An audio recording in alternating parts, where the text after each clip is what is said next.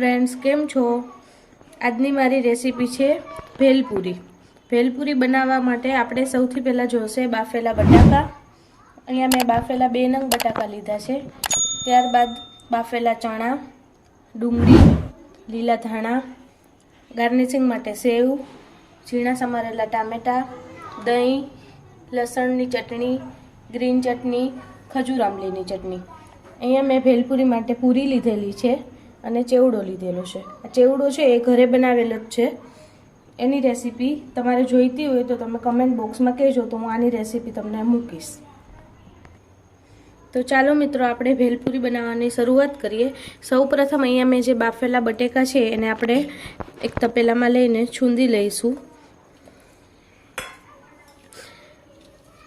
આપણે હાથથી જ એને આ રીતે સ્મેશ કરવાના છે।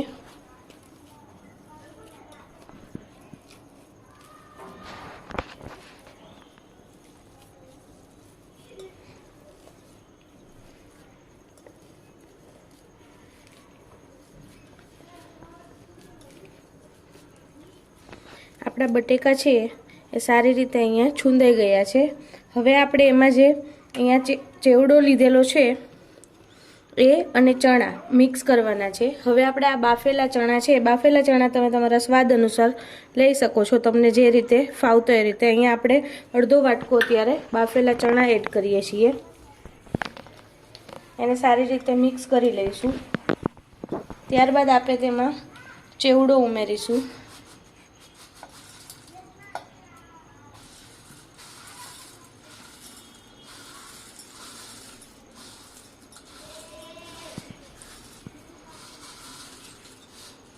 ચેવડો નાખ્યા બાદ આપણે એને સારી રીતે મિક્સ કરી લઈશું બટાકા જોડે, કે આપણું ચેવડાનું મિશ્રણ જે છે બટાકાનું એ રેડી થઈ ગયું છે। હવે આપણે એમાં થોડા કાંદા નાખીશું। કાંદા જે ન ખાતા એ સ્કીપ પણ કરી શકે છે। ત્યારબાદ આપણે એમાં ઝીણા કાપેલા ટામેટા નાખીશું।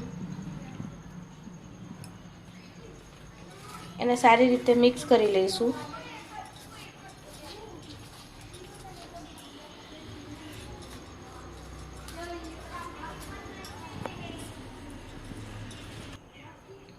હવે આપણે ભેલપુરી માટે જે આ પૂરી લીધેલી છે એ પૂરીને આ રીતે કાપી અને તૈયાર કરી લઈશું। ભેલપુરીનું સ્ટફિંગ અંદર વધારે સમય માટે થોડું આ રીતે વધારે કાપીશું। આ રીતે તમે જોઈ શકો છો બધી જ પૂરીઓ છે આપણે કાપીને તૈયાર કરી લઈશું। તમે જોઈ શકો છો આ રીતે આપણે બધી પૂરીઓ તૈયાર કરી લીધી છે। હવે આપણે એમાં આજે ભેલપુરીનું આપણે જે સ્ટફિંગ તૈયાર કર્યું છે એ આપણે ભેળનું અંદર એડ કરીશું। આ રીતે બધી જ પૂરીઓમાં સારી રીતે સ્ટફિંગ આ રીતે અંદર ભરી દેવાનું છે।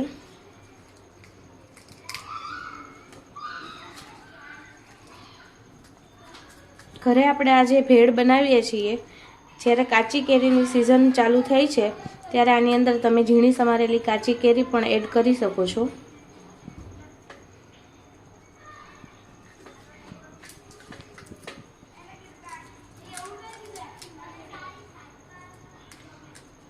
આ ભેલપુરી ખાવામાં બહાર જેવી સરસ ટેસ્ટી અને ચટપટી લાગે છે।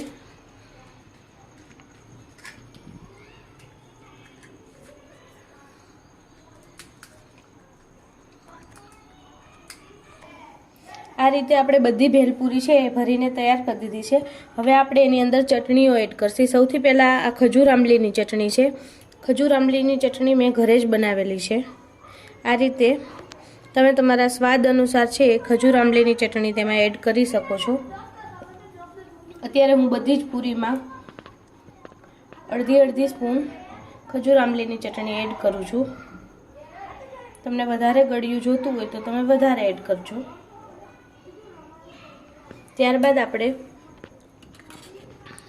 ધાણા મરચાંની ગ્રીન ચટણી જે તૈયાર કરેલી છે એ ચટણી એડ કરીશું।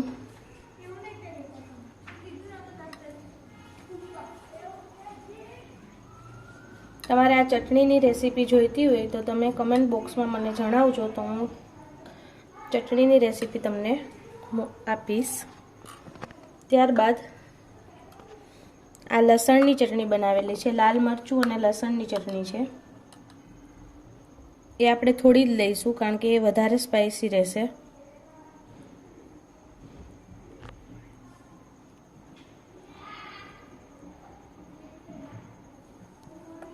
હવે તમે જોઈ શકો છો કે આપણે ચટણીઓ બધી એડ કરી દીધી છે. ત્યારબાદ હવે આપણે એમાં દહીં એડ કરીશું. આ દહીંની અંદર મેં થોડું મીઠું એડ કરેલું છે, બાકી કોઈ જ વસ્તુ નથી. આ રીતે તમને તમારા ટેસ્ટ અનુસાર જે રીતે દહીં ફાવે એ રીતે તમે એમાં દહીં નાખી શકો છો. ત્યારબાદ આપણે ઉપરથી ઝીણા સમારેલા કાંદા એડ કરીશું.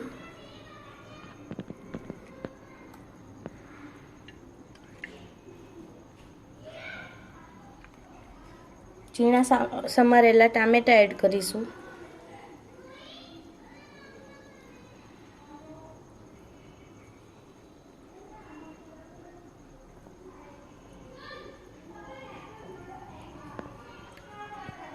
ત્યારબાદ આપણે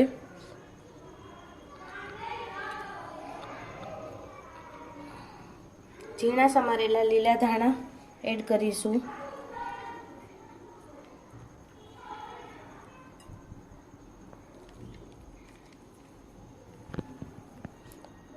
હવે આપણે આ મેં ઝીણી નાયલોન સેવ લીધેલી છે, એ આપણે ઉપરથી નાખીશું પૂરી પર.